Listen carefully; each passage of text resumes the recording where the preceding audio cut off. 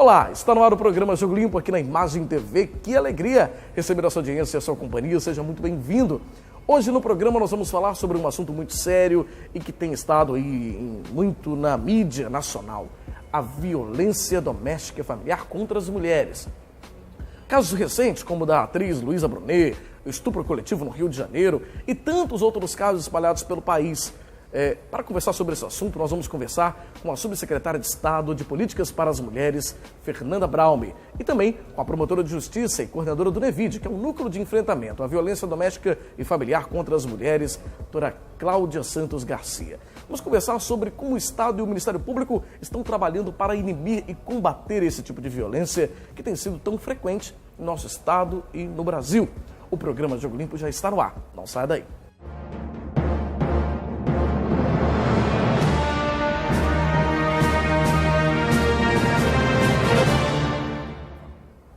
Bom, e como nós anunciamos na abertura do programa, as nossas entrevistadas de hoje são especialistas no assunto. Tratam isso no dia a dia, tratam da violência doméstica e familiar todos os dias. Eu converso com a coordenadora do NEVID, o Núcleo de Enfrentamento à Violência Doméstica e Familiar contra as Mulheres, do Ministério Público do Espírito Santo, promotora de Justiça, doutora Cláudia Santos Garcia. Doutora Cláudia, bem-vinda ao programa Jogo Limpo. Muito obrigada. Também a gente conversa com a subsecretária de Políticas para as Mulheres do Governo do Estado do Espírito Santo, doutora Fernanda Braume. Seja muito bem-vinda, doutora Fernanda. Obrigada, Fabiano.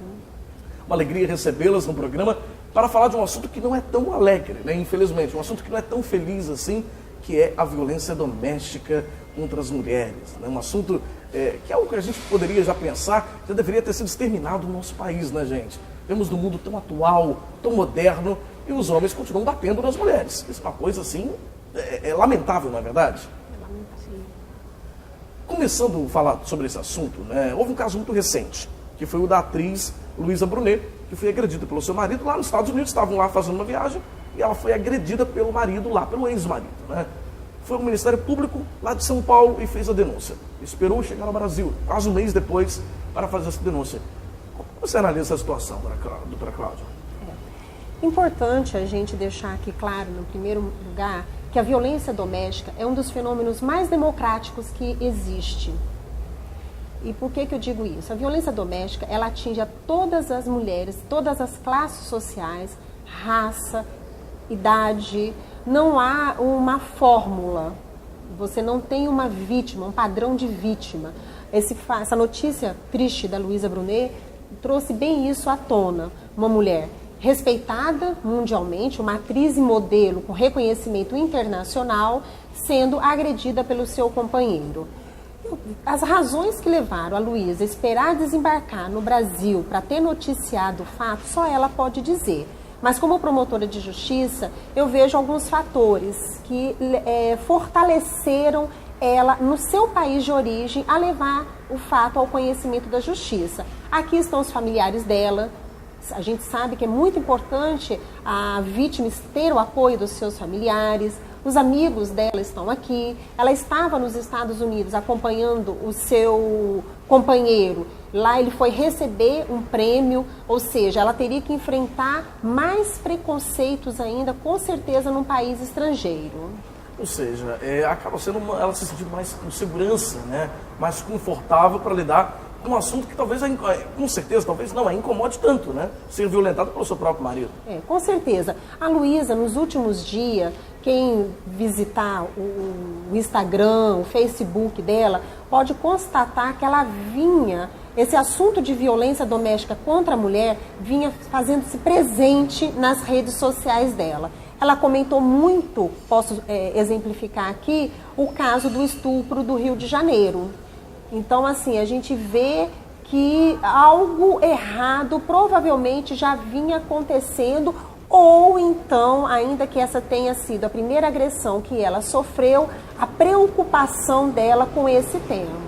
Pois é, e quando a gente fala de acolhimento, né, essas vítimas, a doutora Cláudia citou agora a situação dela se sentir mais acolhida, talvez no Brasil, né, ela estava fora do país, aqui no Espírito Santo essa realidade está mudando, né, de acolhimento. A doutora Fernanda Braume, que é a subsecretária de Políticas para as Mulheres aqui no Estado, vai falar um pouco, né? O Espírito Santo está mudando essa forma de acolher a mulher que é agredida pelo seu marido ou pela sua família?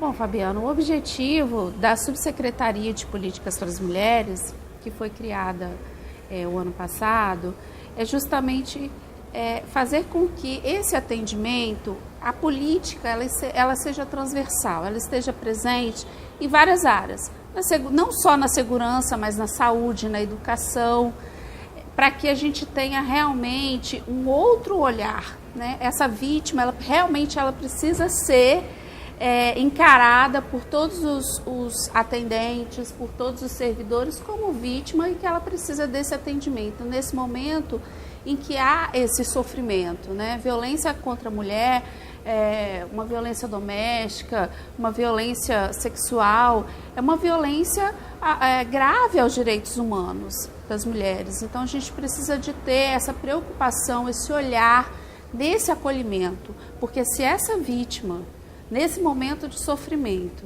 buscar o equipamento público e ali não encontrar o apoio, pelo contrário, for revitimizada, nós vamos perder essa vítima.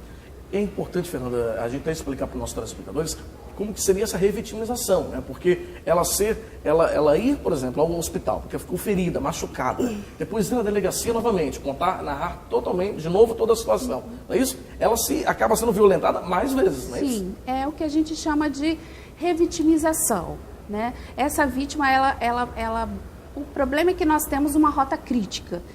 E todos têm que ser porta de entrada. Tanto a saúde, se ela buscar, se esse for o meio que ela encontrou de buscar ajuda, é a saúde, os profissionais têm que estar preparados, capacitados para acolher essa vítima e não ficar julgando, né? A gente precisa que as notificações sejam realizadas pelos profissionais de saúde, porque essas informações são preciosas para o nosso planejamento. Nós precisamos que esse atendente, esse servidor que está na delegacia, ele faça o seu trabalho de uma forma imparcial, sem estar buscando formas de atribuir a culpa a essa vítima. Porque, na verdade, os fatos eles precisam ser relatados, a investigação vai ser realizada, mas naquele momento ela precisa de um acolhimento, ela precisa de um tratamento digno.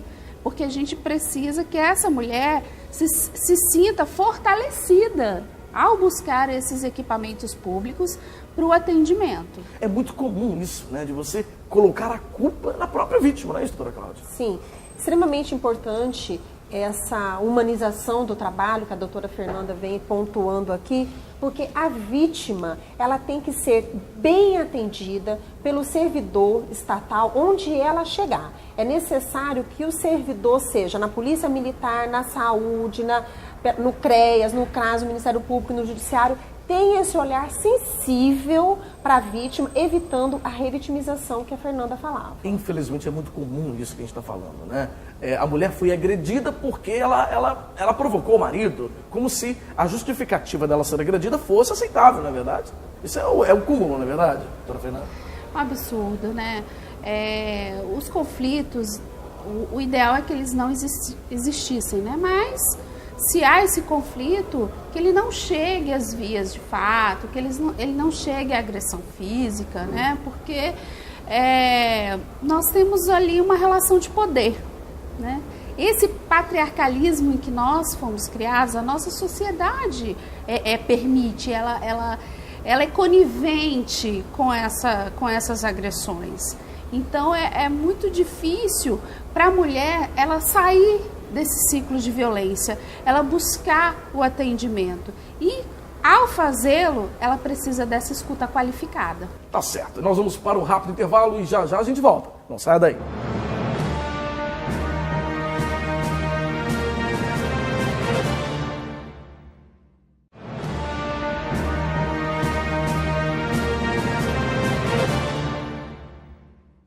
Nós estamos de volta com o programa Jogo Limpo, hoje recebendo a promotora de justiça, a coordenadora do NEVID, doutora Cláudia Santos Garcia, e também a subsecretária de Políticas Públicas para as Mulheres, doutora Fernanda Braumer. Um caso recente que também chocou o nosso país foi o estupro coletivo realizado lá no Rio de Janeiro, chocou tantas pessoas e todos nós, né? O Ministério Público também tem atuado nesse sentido de explicar à população que o estupro nada mais é do que o sexo sem consentimento. É isso, doutora Cláudia? A notícia desse lamentável crime que aconteceu no Rio de Janeiro reacendeu, na verdade, esse debate em nosso país. Então, quando a gente pensa em estupro, é muito importante deixar claro o que é o estupro. Primeiro, que, como você bem disse, é o sexo sem consentimento. O Código Penal, a nossa legislação nacional, ela traz que constranger alguém mediante grave ameaça, manter conjunção carnal ou ato libidinoso é estupro. O ato libidinoso é o sexo oral, o sexo anal. Além dessa normatização, o Código continua dizendo que manter relação sexual com uma vítima embriagada, com uma vítima dopada por medicamento ou substâncias entorpecentes, também é estupro, porque esse consentimento da vítima precisa ser pleno. A vítima precisa estar com a sua capacidade mental em plena atividade para dizer o sim. O sim tem que significar sim e o não, não. Vou exemplificar aqui. Muito se foi falado sobre essa moça, essa jovem moça do Rio de Janeiro. A gente vê notícias na internet que colocavam que ela tinha prática de ter sexo com várias pessoas. A questão não é essa. A pessoa pode ter o desejo, e pode ser prática habitual dela ter um sexo com várias pessoas. O problema está onde? A vítima estar embriagada, a vítima estar dopada, e no momento em que ela disse não, ela não tinha condições de ter dito, ou melhor dizendo, ela estava com a sua capacidade mental afetada, de modo que não tinha condições para dizer o não. Ou seja, é aquela questão de, novamente, né, que nós falamos no primeiro bloco, a vítima ela é culpada por ela ter provocado aquela situação, né? Ou seja, ela sempre é culpada, né? É uma cultura também de culpar a vítima por ela ter sido estuprada, não é isso? Lamentavelmente, a gente vê isso, né? Nós temos um padrão. A sociedade, para aceitar o que é um estupro, ela pensa como um padrão. O que é o estupro na mente imaginária da nossa sociedade?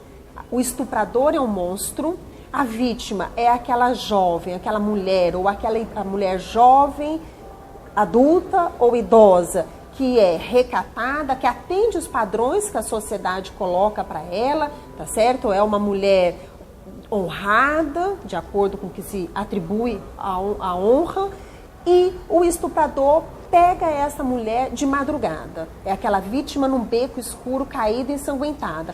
Tudo que foge a esse padrão imaginário, a sociedade não reconhece como estupro. E daí isso que você disse, certo? A vítima é sempre a culpada. A vítima que não se enquadra nesse padrão é culpada. Doutora Fernanda, existe no nosso país também uma cultura do estupro, né? Fala-se muito disso. É isso mesmo?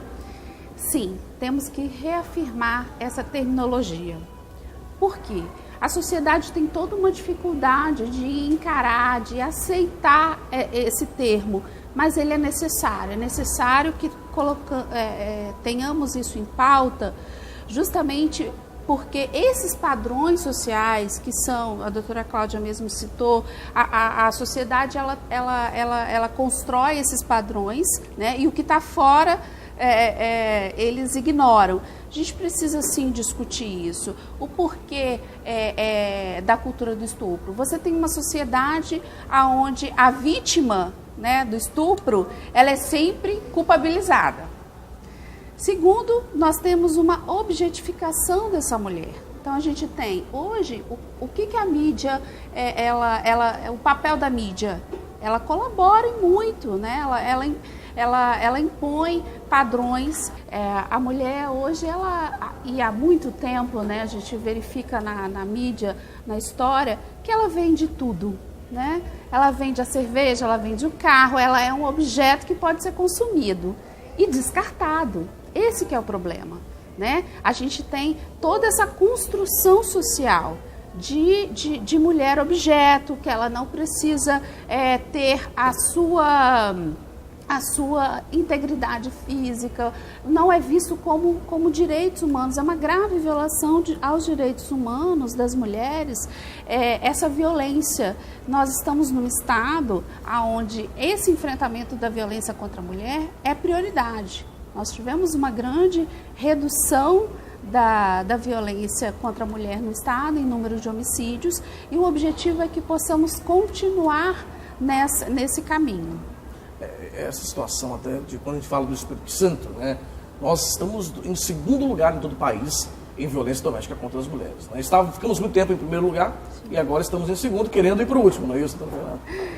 Isso, o objetivo é qualquer tipo de número, né, para a gente vai ser sempre essa missão de estar indo buscar um local, uma vida tranquila para as nossas mulheres, que elas possam ser fortalecidas, para que elas possam denunciar, né? Isso é muito importante.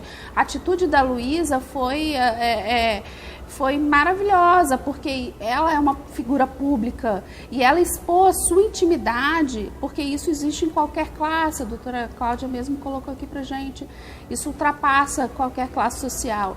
Isso é um grande incentivo para que as mulheres que hoje estão sofrendo, estão passando por esse momento, elas possam vir a público, quebrar esse ciclo da violência, buscar ajuda, buscar os equipamentos públicos para denunciar. Hoje uma mulher que é agredida, né, no nosso estado, eu faço a pergunta até para as nossas duas convidadas, nossas duas entrevistadas. O que ela deve fazer? Qual é o caminho que ela deve percorrer? Quem pode me responder? A mulher, na verdade, ela tem vários caminhos, Fabiano. Em geral, a porta de entrada da mulher no sistema é a polícia militar, a polícia civil.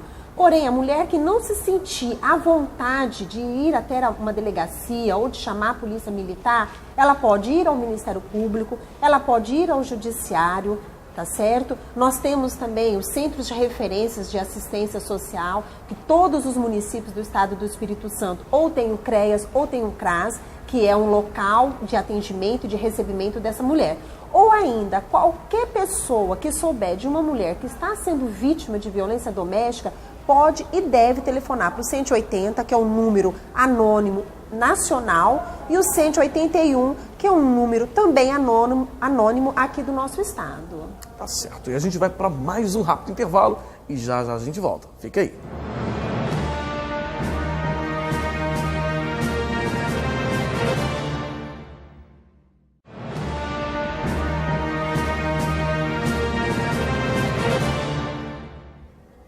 Nós estamos de volta com o programa Jogo Limpo, hoje conversando com a promotora de justiça e coordenadora do NEVID aqui no Espírito Santo, doutora Cláudia Santos Garcia, e também com a subsecretária de Políticas Públicas para as Mulheres, doutora Fernanda Braume. Doutora Fernanda, a gente falava até, e durante todo o programa a gente tem falado sobre violência doméstica contra as mulheres, né? Essa violência que acontece dentro de casa, dentro do teto da família, né? E a mulher é agredida ou violentada sexualmente. O Estado está mudando, a gente já comentou até sobre isso no programa de hoje, mas o Estado está mudando a forma de acolher essa mulher, não é isso? Humanizando mais esse atendimento? Sim, Fabiano, o objetivo da humanização, o nome do projeto é até esse, humanização do atendimento às vítimas de violência sexual. O crime de estupro é um crime de difícil elucidação. Essa questão probatória é importante, a denúncia da vítima também a gente verifica o quanto é um crime subnotificado, então nós não temos um grande número de denúncia e precisamos fazer com que essa vítima procure, busque ajuda, faça a denúncia, para que esse agressor não fique impune. O objetivo do programa de humanização do atendimento às vítimas de violência sexual é justamente fazer com que essa vítima, ao buscar ou a delegacia ou o hospital, ela possa ter esse atendimento humanizado. Recentemente nós tivemos uma reunião com secretários de saúde e de segurança pública. Essa é uma das nossas missões, né, enquanto articuladora da política, é fazer com que tanto a saúde como a segurança pública possam estar articulados para atender, porque ambos já realizam esse serviço, no entanto, isoladamente. Com a proposta do projeto, nós buscamos que essa vítima, ao ir ao hospital referência, que é diferente, não é qualquer unidade de saúde, né?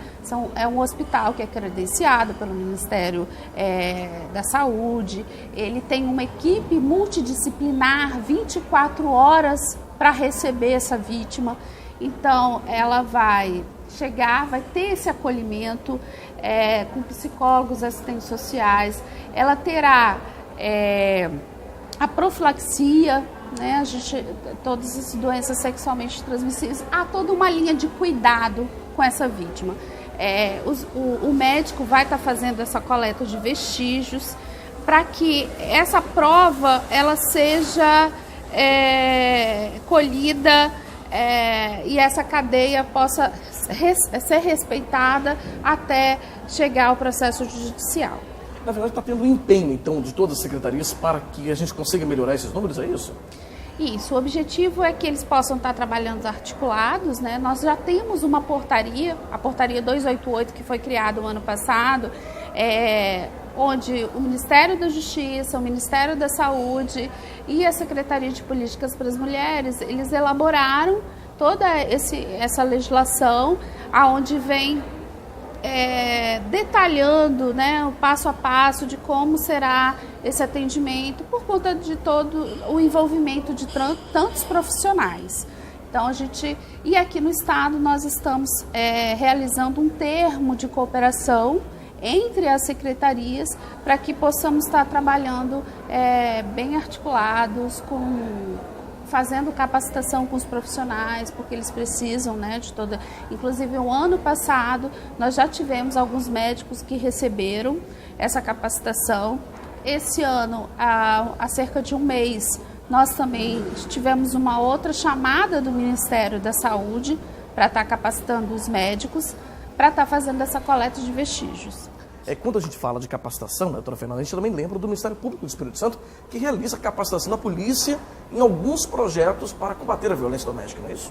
Isso. O Ministério Público, nós temos desde 2009 o NEVID, como você já vem anunciando, que é o Núcleo de Enfrentamento à Violência contra as Mulheres, porém ele só atuava circunscrito à Grande Vitória. Em 2012, o Procurador-Geral, consciente da responsabilidade, do papel do Ministério Público no enfrentamento à violência contra as mulheres, interiorizou o nosso núcleo. Hoje nós temos o núcleo da capital e outros 4 subnúcleos: Cachoeiro, Guarapari, São Mateus e Linhares. Na verdade são 5, Fabiano. Nós temos também o núcleo de Colatina. E o nosso núcleo, ele tem várias frentes de trabalho. A principal delas é fomentar políticas públicas. A gente busca a integração entre todos os agentes. Isso são feitos de várias formas. Nós fazemos reuniões, auxiliamos na construção de fluxos de atendimento à vítima. Nós já participamos de construção de fluxos, por exemplo, com municípios de Marataízes, município de Colatina, aqui na Grande Vitória. Hoje nós estamos fazendo o levantamento de toda a rede de atendimento às mulheres aqui da nossa capital. E outra frente também de trabalho que nós temos é a capacitação da Polícia Militar e da Polícia Civil. Foi feito em 2012, foi assinado um termo de cooperação com a Secretaria de Segurança Pública, onde o Ministério Público capacita as polícias civil e militar.